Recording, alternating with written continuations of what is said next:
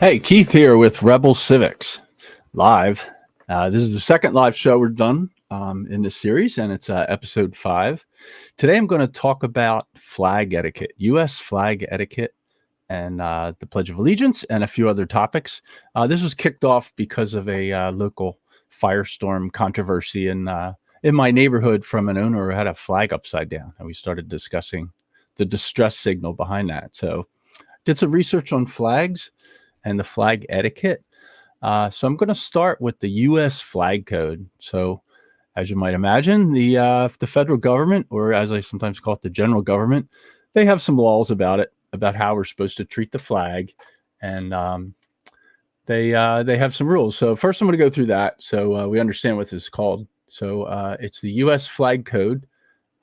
Beverly, if you want to pop up that screen, or I switch to it. So the U.S. flag code, this is from a website that goes through it. It's 4 U.S.C. 1. It establishes what they call now advisory rules for display and care of the flag. The etiquette is applied within the U.S. In other countries, there's local etiquette. So this doesn't necessarily apply outside the U.S. There's a long list of how we're supposed to treat the flag, how the government says we should treat the flag. It should be never should be dipped to any person or thing, except in cases where you dip it to a person or thing. One is an ensign responding to a salute of a ship or foreign nation. The Union, they call it here, that's the blue star background as far as flag definitions. You should never display it with the Union down except as a signal of distress or instances of extreme danger to life and property. The flag should not be used as wearing apparel, bedding, or drapery, covering a platform or decoration except for coffins. But you can use bunting, and I was unable to get a clarification on that. I'm not sure. I'm going to go swimming after this, so I'll show you my shorts. I'm not sure if these shorts... Oh, I can't show them. I'm sharing a screen. I'm not sure if my bathing suit violates it. I think I might be. But looking through these laws, I found out I violated this in many ways before. Can't use it to cover ceiling. Can't use it for an advertising purpose. You may have heard July 4th, paper plates and napkins and boxes and that sort of temporary thing. That violates the flag code. You can't use it as part of a costume or athletic uniform, except for if you're in the military, then you can have it as a patch. And I have a hat with a patch on it from a U.S. Navy ship. On the military combat uniforms, the flag is on the sleeve. You always put the stars forward, which would appear to violate the rule about which way things are presented to the user. But on both sleeves, you'd have the flag as if it's blowing in the wind. Should never be stepped on. When it's lowered, it's not supposed to touch the ground. When it gets tattered, it's no longer in service, no longer good for service as a symbol of the United States, and it should be destroyed. And there's a whole procedure for how to destroy it. The Boy Scouts do it. The American Legion does it. You can drop them off at an Ace Hardware, and they'll take care of it. The condo I lived in, we just got a new flag. Ours was getting tattered and worn, so we did a little ceremony. We lowered it to the ground ceremoniously and folded it in a triangle. Although I found out preparing for this episode, we folded it backwards. You're supposed to fold it so that the stars are the last thing that shows. We folded it from the wrong side, but we did it pretty close. This was an interesting. I looked up some of the places we violated it. One is you're not allowed to fly the flag at night unless it's lit. But that doesn't seem to apply as a custom with the boats. I had a sailboat, and whenever we were on board the sailboat, we had our flag displayed from a stern pole, and we left it up when we went to sleep. It didn't have a light on it. Another place the flag code was violated was in the Apollo 11 moon landing. The flag was reinforced with a bar. That's not allowed. It's supposed to be hang limply if it's no wind and blow in the wind. But there's no wind on the moon, so they made it look better. All right, I'm not going to go through all these other restrictions. I'm going to glance through these. There's a long list here. This has to do with display. If you're aware, if in a ceremony, the U.S. flag, from the flag's point of view or stage view, has to be to the right. So stage right or audience to the left. And I checked at our flag here at home. It's next to a dock, and it is to the left from the water side. So I think they got it on the right side, although I don't know if that was on purpose. When there's other flags being displayed, then the U.S. flag has to be at stage right or left from the audience point of view. That's the position of honor, is what the flag code says. The flag should be to the right of the marchers in any procession. It also can be in the center. I'm going to talk about the Pledge of Allegiance next. But I want to get into this legislation about desecration of the flag. So in 1967, Congress passed a federal law about the flag code. And that's what I was just talking about, the 1967 law. In 1989, they added an amendment and on desecration of the flag penalties. They said, whoever knowingly mutilates, defaces, physically defiles, burns, maintains on the floor or ground, or tramples upon any flag of the United States shall be fined under this title or imprisoned for not more than 1 year or both. That's a bit chilling for the government of the United States to do. Put somebody in jail for a year for mutilating a piece of cloth that they own. So that didn't last very long. What happened with this is Texas put somebody in jail for doing this during a protest. That wound its way through the Texas courts, eventually got appealed. It became the Texas v. Johnson case in the Supreme Court. And the Supreme Court said, of course, that no, you're not allowed to ban that. You can't put somebody in jail for burning a piece of cloth that they own. Basically, that's covered under free speech. Now, you could argue burning it in public is a problem, but they considered it under First Amendment. So, Beverly, if you can stop the share for a second, I'm going to talk about the First Amendment that they base this on. Congress shall make no law representing an establishment of religion or prohibiting the free exercise thereof or abridging the freedom of speech. So the First Amendment, it says, Congress shall make no law abridging the freedom of speech. So I'm just reading from my handy pocket Constitution. The part that matters, Congress shall make no law. So this is something to pay attention to when you hear about the Bill of Rights. They're about Congress not making a law. So what this says, once you define burning your own flag as freedom of speech, which is arguable, and they did argue that before the Supreme Court and win. Not that that's the final word, as I've said in previous shows, but the Supreme Court majority did agree. It was a 5-4 decision, so it was close. They define burning your own flag as a protest against something the government was doing as covered by freedom of speech. That's a form of speech.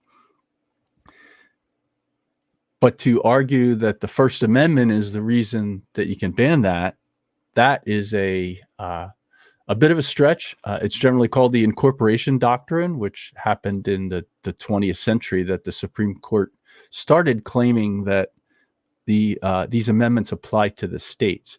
So legally, going back to the founders' point of view, this is not the case. And the First Amendment is worded the way the founders intended. It says, Congress shall make no law abridging the freedom of speech. As far as the Supreme Court goes, their authority to offer an opinion on that. For that, we go to Article 3. Article 3 defines the judicial powers of the federal court system, U.S. Supreme Court and the lower courts, circuit courts, appellate courts. Section 2 said the judicial power shall extend to all cases in law and equity arising under this Constitution, the laws of the United States, and treaties made.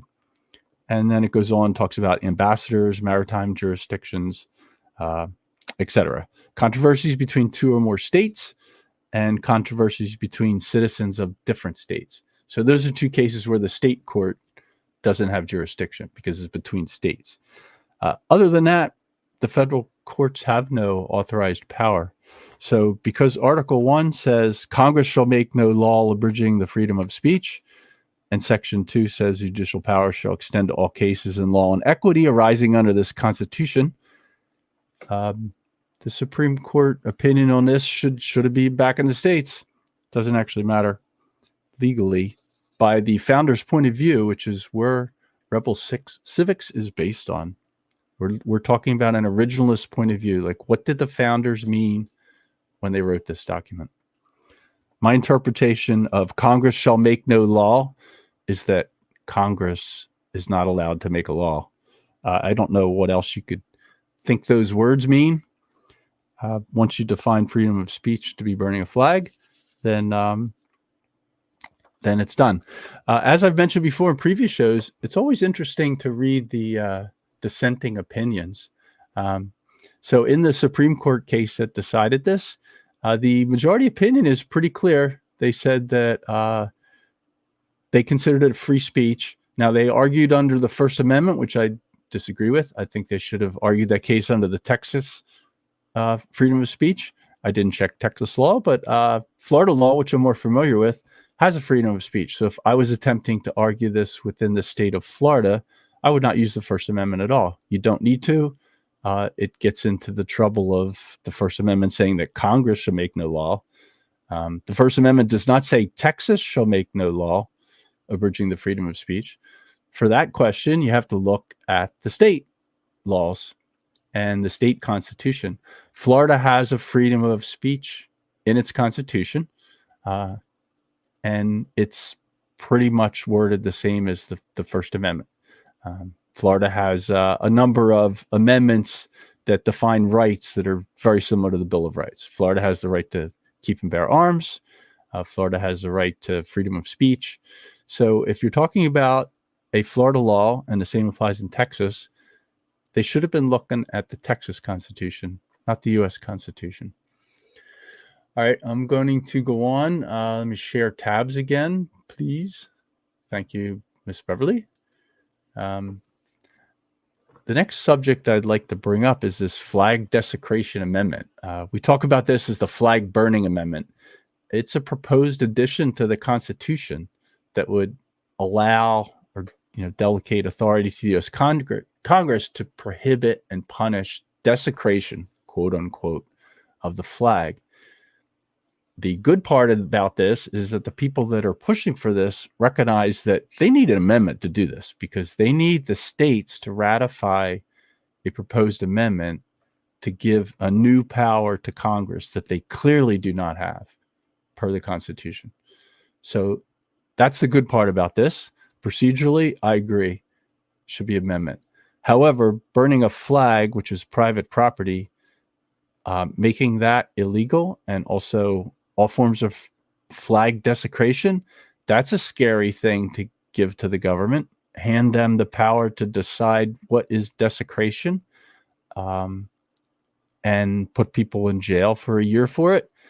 I sure don't want that. If you look back through history before the 1967 law, which came about because Congress was looking at cases primarily protesting the Vietnam War, where some hippies were burning flags in Central Park and that sort of thing. Now, we'll leave aside whether or not the Vietnam War was valid to protest that. That turned out to be kind of a mess in the end, and we gave up and left.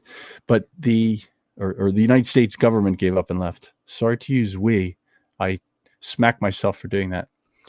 I think protesting the Vietnam War was a valid thing. Now the question is whether burning the flag is a good way to do it. I don't think I would have done it that way. But it's a piece of cloth owned by somebody. They wanted to burn it.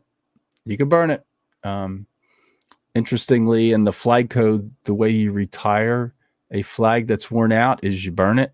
That apparently would not violate this amendment. That's not entirely clear to me why that is, but there's a procedure to burn a flag. They use kerosene for cotton flags. You can do it yourself legally. I'm digressing a bit here, but be careful with current flags, nylon and polyester flags that are all-weather flags.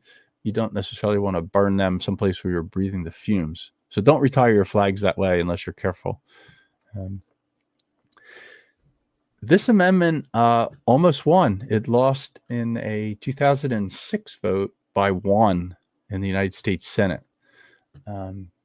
That's amazing. That sees what the Senate is doing, what they thought of for free speech, that they don't believe that's free speech. That almost won. Now, I don't know if it would have got through the House and if the president would have signed it in 2006. That's a separate question.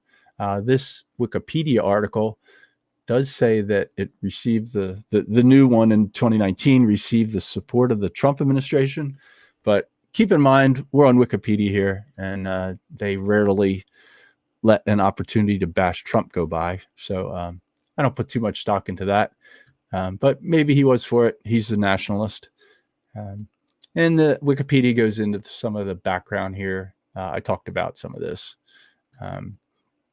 The Supreme Court case is quite interesting to me, and I want to talk about that a little bit. And where do I have that? Up here. This is a legislative review from CRS, if you've heard of Congressional Research Service. This is a kind of like a think tank, except they work for the government, and their job is to put out government propaganda and text for committees and members of Congress to use. The CRS can be an interesting document to read because they do dig into some of the history. This article goes through the history of the flag and the background, talk about the Pledge of Allegiance, gets into some of these details: time, manner, display, respect for the flag. I talked about some of that already. I was going to go into some of this history in here, and the Pledge of Allegiance. Originally, this is the first flag code was in 1942. There were no penalties. Then the penalties came later. This is where this started. I'm going to briefly talk about the Pledge of Allegiance since I'm on it. You're familiar with that. The Pledge of Allegiance to the flag. This came about quite late in the U.S. history. It was started in the late 1800s. Bellamy is the guy who originally wrote it. He was a socialist school teacher, socialist communist. I don't know what you want to call him. He was trying. This is when they were first working on government schools turning into the primary purpose of loving your government. And that's how this came about. The original salute that they used was very similar to the Nazi salute. So during World War II, when Hitler started the salute that the Nazis used, they changed it to hand over the heart. But if you look at pictures of the Pledge of Allegiance from the real early 1900s, looks like a Nazi classroom, what the kids were doing.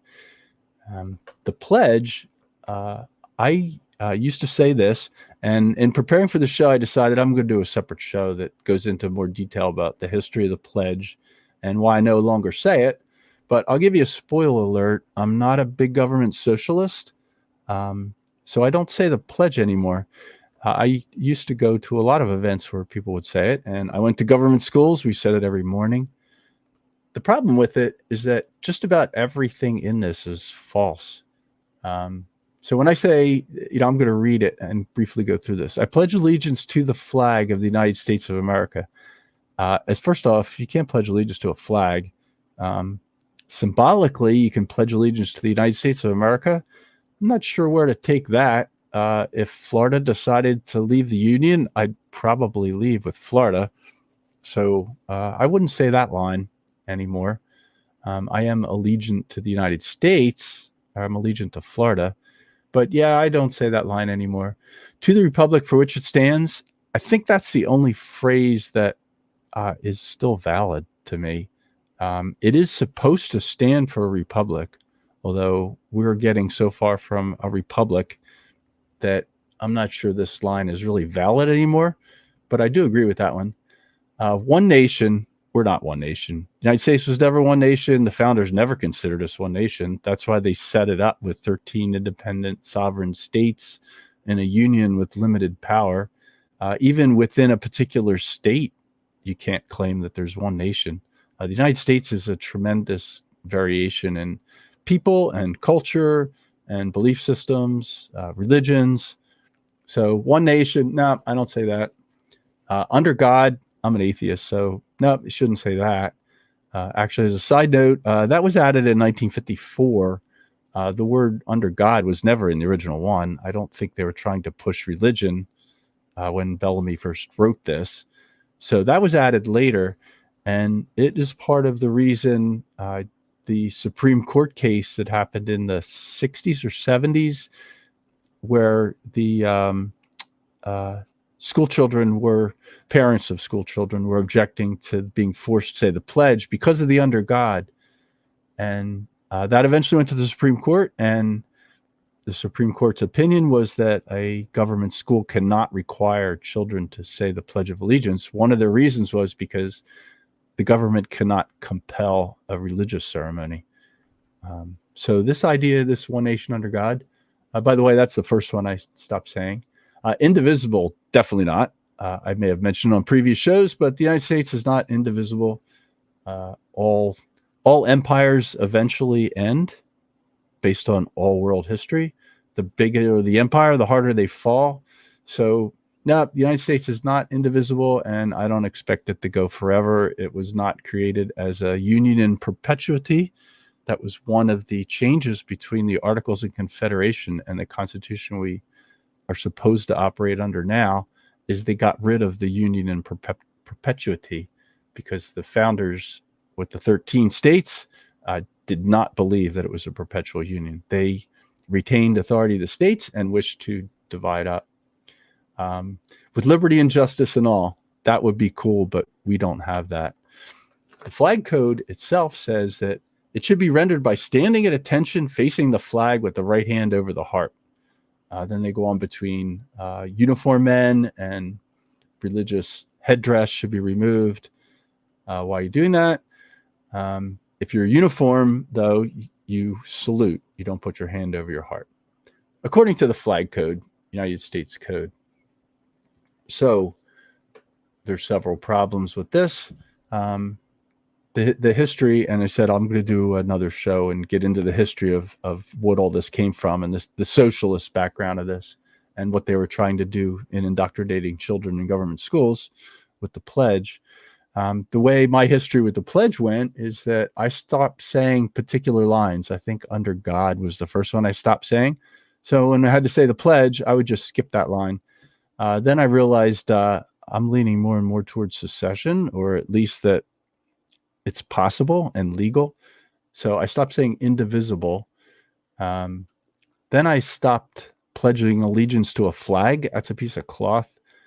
And eventually I stopped saying it all. And I stopped putting my hand on my heart, or I stopped taking my hat off. And my next step is to not stand up. So the next time this comes up, I probably won't stand up. And those who've been following Unsafe Space for a couple years, you know that I live in Florida. I don't have much hair. I never go outside without my hat on. So I don't take my hat off very often. So I'm not taking my hat off for this either. Okay, I'm going to go on. The time and occasion. You may know that you can't display the flag at night according to the code unless it's lit.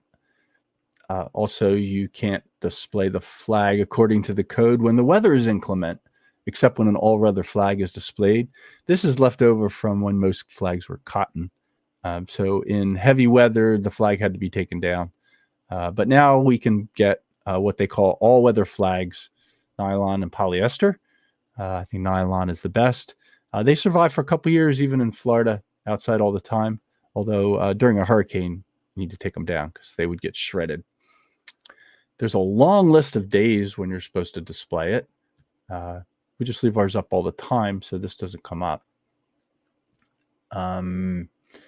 Flags should be displayed near the main administration building of a public institution, and at every polling place, and in school days near every schoolhouse.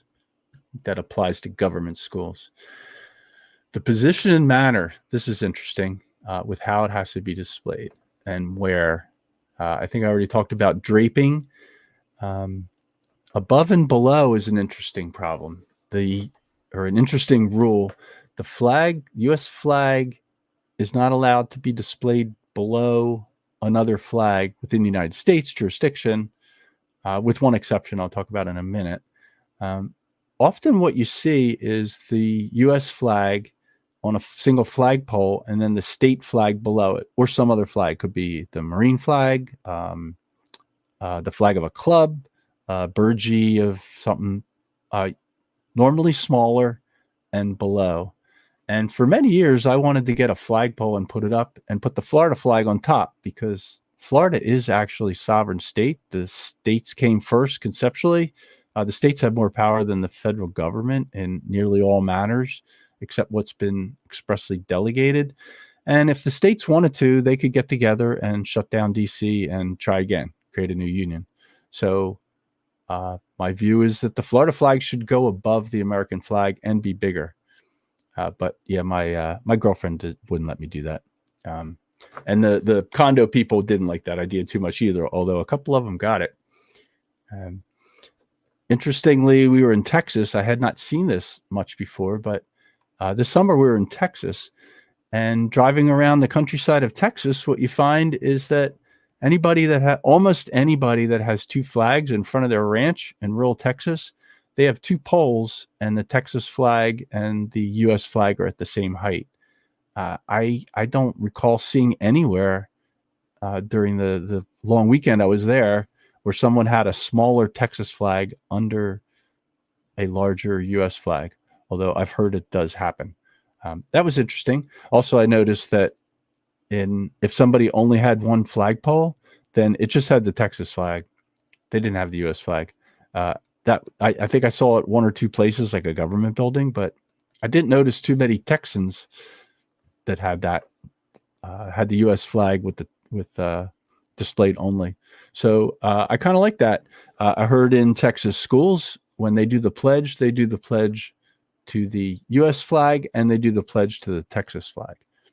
And in Texas, the school children know the pledge to the Republic of Texas just as well as they know the one to the United States. And in Texas, people say they're Texan. If you ask them where they're from, Texas. What's your citizenship? I'm Texan. That's good. And Floridian's a thing too. But the flag code, it does say that if you have the flag of the state on a single pole, then the flag should be below. I'm not going to go through all these long list of rules about the staff heights in other countries and how you handle the UN. Let me touch on half staff. You see flags on half staff from a death. However, only the president and the governor can decide who to lower the flag for. I didn't know about this. The flag code says it's a desecration to decide to lower your flag yourself. So if somebody you're close to dies, you're not allowed, according to the flagpole, to display your own flag on your own property at half-mast. That's a crazy rule. I thought it was my flag and my pole. I'm glad that the Supreme Court got rid of the 1-year jail sentence for doing that. You see what can happen when that happens. Some of the cases I looked at, example, somebody being thrown in jail because they had a flag on the back pocket of their pants in 1950s, and they sat down, and sitting on the flag is considered desecration. So they arrested him and convicted him and put him in jail. And it was just a flag patch on his pants. There's a bunch of cases like that happened during the time when there was a penalty in federal law. Also, a lot of states had laws against it. Here's all the half-staff stuff. I'm going to leave this at the end. No disrespect should be shown to the flag of the United States. That's a tough thing to codify into legislation. And this one used to have a penalty up to a year in jail. What exactly does no disrespect should be shown to the flag of the United States mean in a court? That's a crazy thing. I already talked about the amendment, but I'm going to read a couple quotes from the West Virginia versus Burnett. This is a case in 1943 I was talking about with school children salute the flag. Justice Jackson said, the case is made difficult not because the principles of its decision are obscure, but because the flag involved is our own. Then he goes on, he ends with the last part here. If there is any fixed star in our Constitution constellation, it is that no official, high or petty, can be prescribed what shall be orthodox in politics, nationalism, religion, or other manners of opinion that or force citizens to confess by word or act in their faith therein. The First Amendment, when we talk about freedom of speech, the freedom to remain silent is also the freedom for compelled speech. So that individual right, which is recognized in the Bill of Rights, the government cannot compel speech for the same reason that it cannot censor speech legally, constitutionally. So to mandate a child do the Pledge of Allegiance in a school is compelled speech. That's unconstitutional. Justice William Brennan's opinion is a good one. This is the majority opinion in Texas v. Johnson. That's the case that struck down the Texas law where they put the guy in jail for burning the flag as a protest of Vietnam War. Justice Brennan said, we can imagine no more appropriate response to burning a flag than waving one's own. No better way to counter a flag burner's message than by saluting the flag that burns. No surer means of preserving the dignity even of the flag then burned than by, as one witness here did, according to its remains, a respectful burial. The flag that was burned in the case actually did get a respectable burial. Justice Brennan said, we do not consecrate the flag by punishing its desecration. For in doing so, we dilute the freedom that this cherished emblem represents. The last sentence is very important. What he's saying is that you can't honor the flag and what it means by punishing someone who desecrates it. When you do that, you dilute the freedom that the emblem represents. As I brought up before, it's interesting to look at dissents. I recommended looking at dissents. It gives you an idea of what other justices thought. I read a good part of the dissent by Justice Stevens in this Texas v. Johnson case. This is a quote from it. The ideas of liberty and equality have been an irresistible force in motivating leaders like Patrick Henry, Susan B. Anthony, and Abraham Lincoln, school teachers like Nathan Hale and Booker T. Washington, and the Philippine Scots who fought at Bataan, and the soldiers who scaled the bluff at Omaha Beach. If these ideas are worth fighting for, and our history demonstrates they are, it cannot be true that the flag uniquely symbolizes their power is not itself worthy of protection from unnecessary desecration.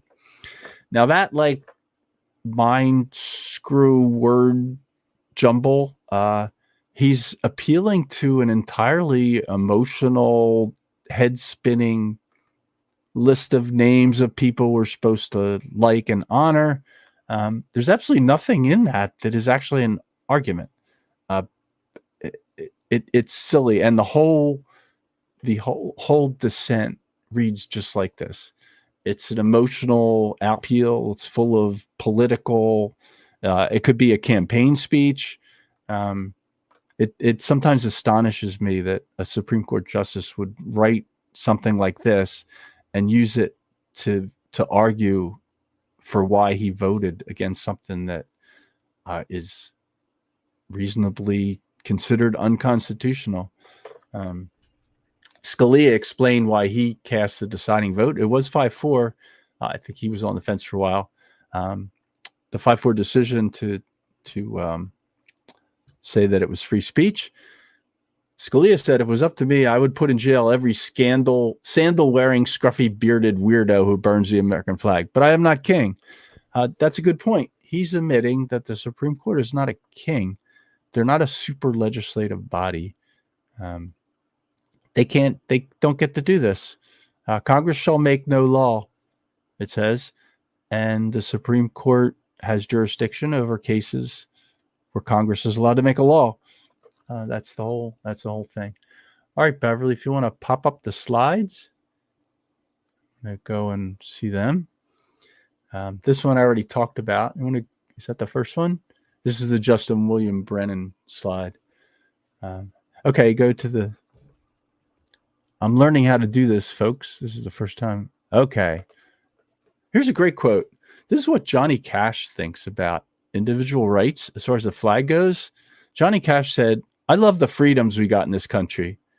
I appreciate your right to burn your flag if you want to, but I really appreciate my right to bear arms so I can shoot you if you try to burn mine." Johnny Cash making a great point.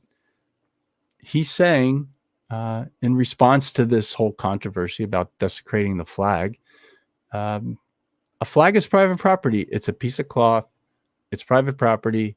If you want to burn it, burn it. There's laws against arson, starting fires in public. There's laws against litter. If you leave a half-burned flag around on some government building's lawn. But as far as the message of burning the flag, the government cannot legitimately restrict that.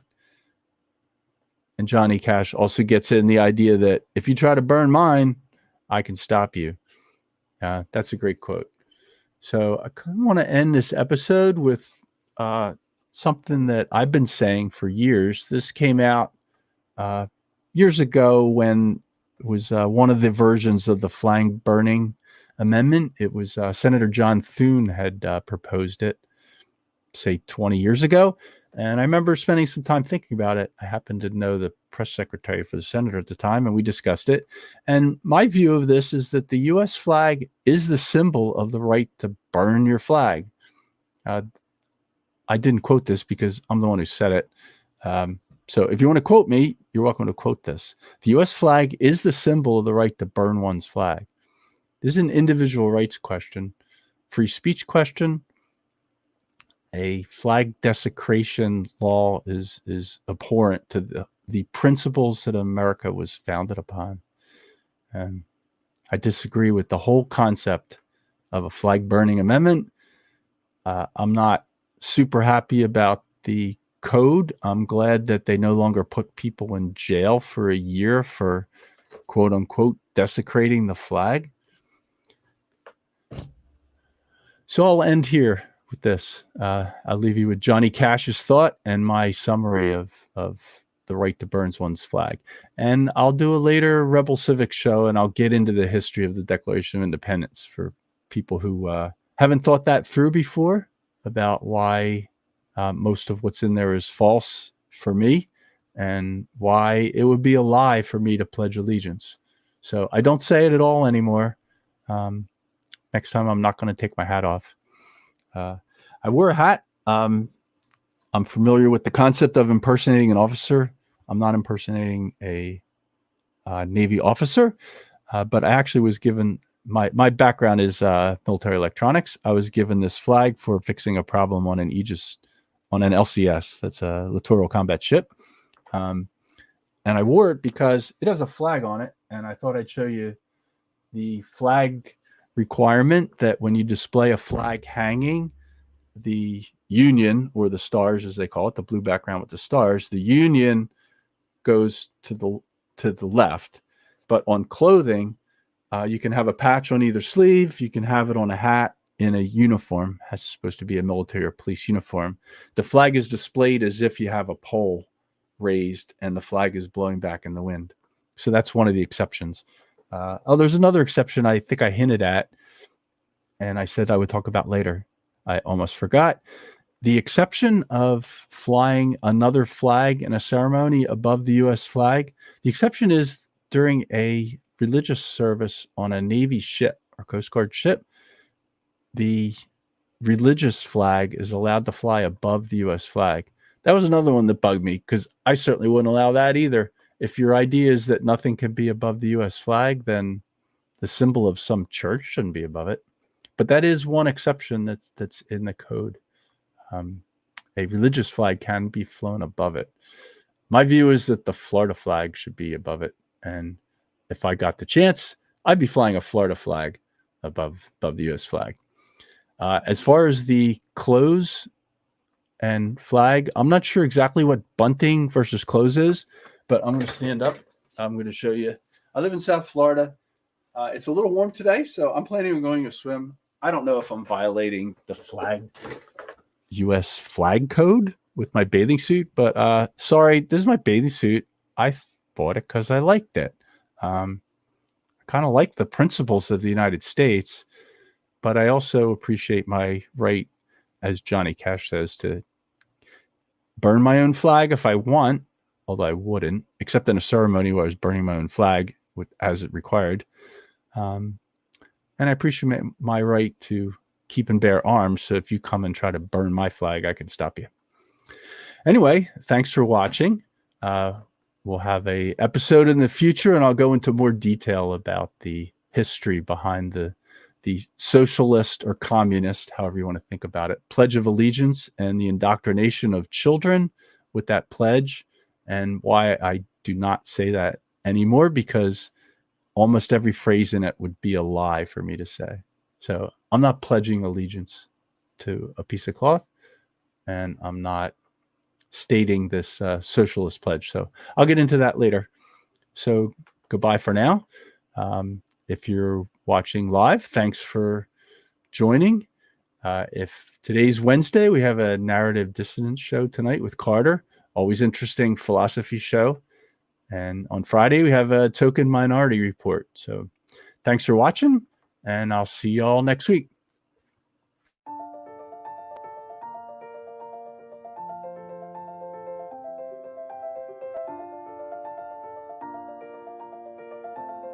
Thanks for sticking around until the end. If you're new to Unsafe Space, check out our deep content library that includes discussions with everyone from James Lindsay to Brett Weinstein.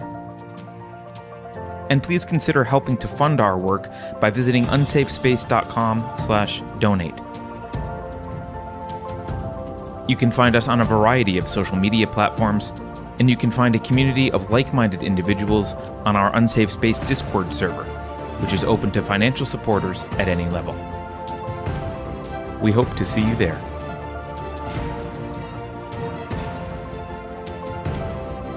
Warning. This is an unsafe space. Dangerous ideas have been detected.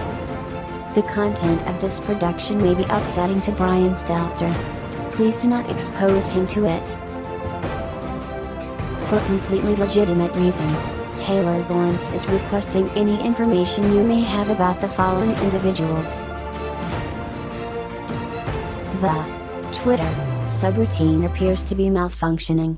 Pay no attention to it. Did you know that the word liberty is a dog whistle for insurrectionists? If you think about it, no one should be allowed to express opinions. But don't.